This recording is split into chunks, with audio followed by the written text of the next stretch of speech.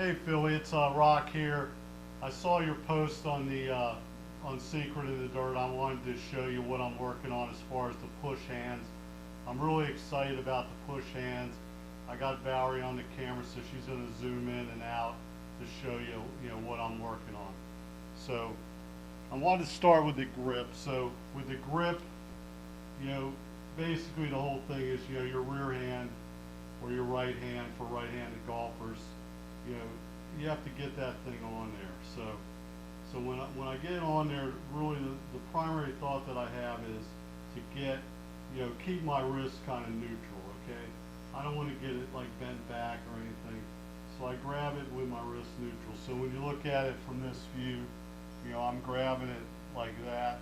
It's kind of across my hands. I'm grabbing it with the tips of my fingers.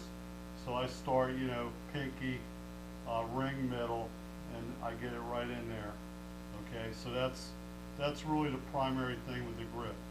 Now, with the left hand, I get it in there and just place it in so it's still, at an angle across my left hand. Again, I'm gripping with the tips of the fingers, so above this last knuckle here, starting with the pinky, ring, and middle finger.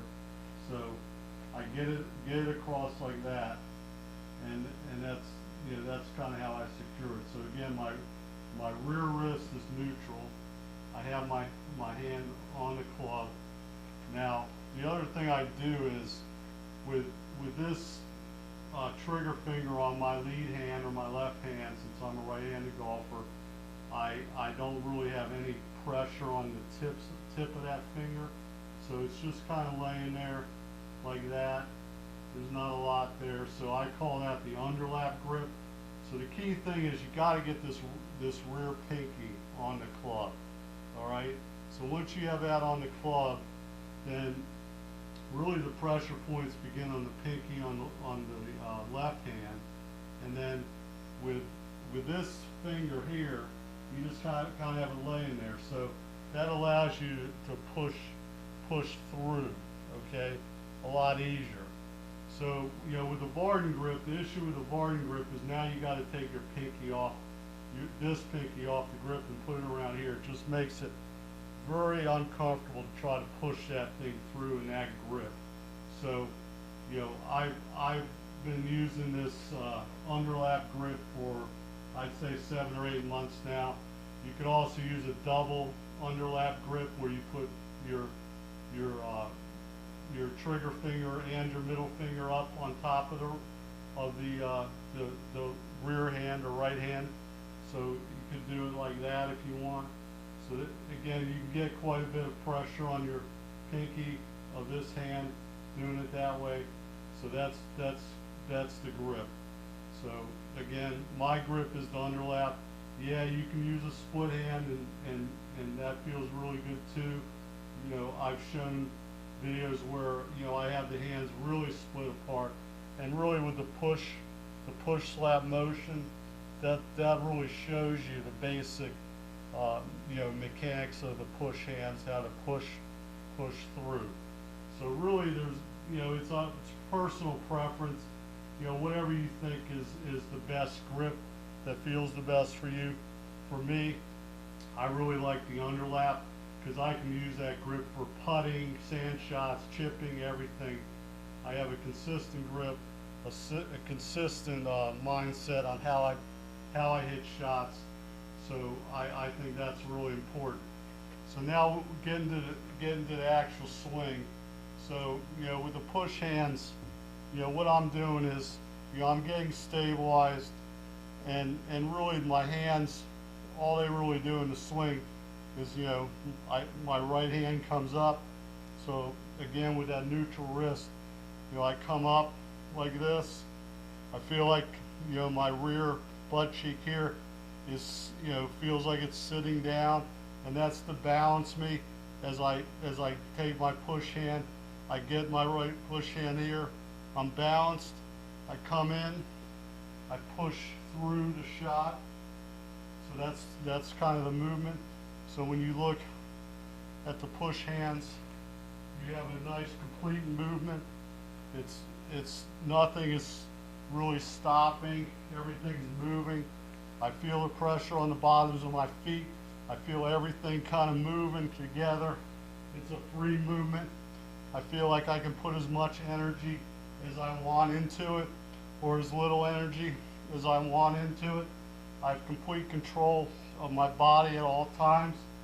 So that's the basic movement of my swing. So if you look at me on a driver here, so I just kind of move around. I'm getting my center. I'm feeling really, in complete control of my body. And then when I swing, I just come all the way through like that, so I can vary the speed of the swing to my heart's content.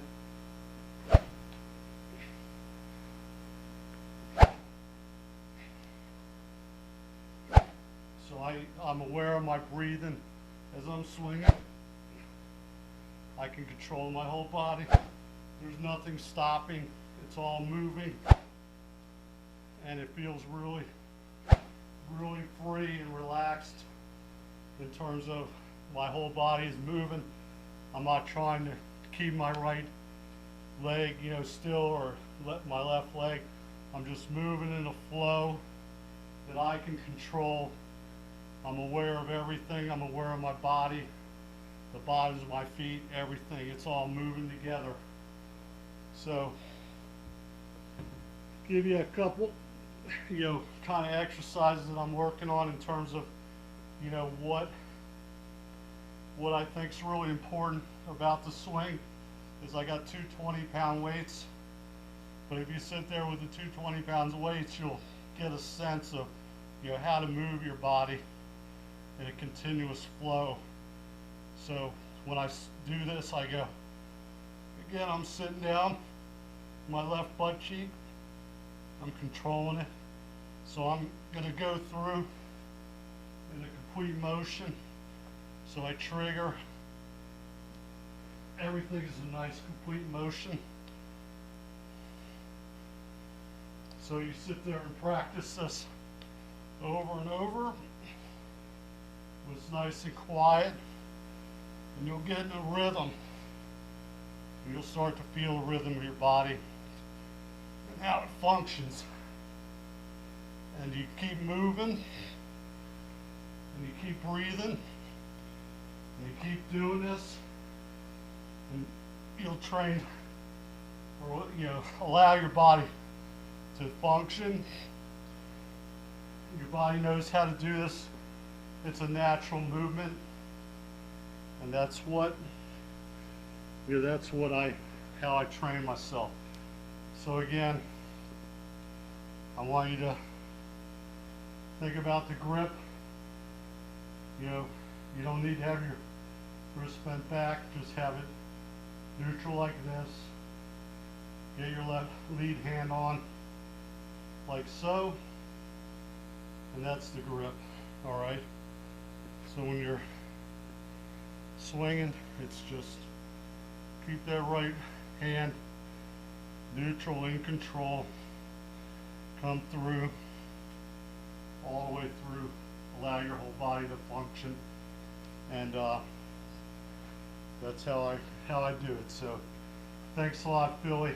I appreciate your encouragement on the thread, and hope you find this valuable. Thanks, buddy. See ya.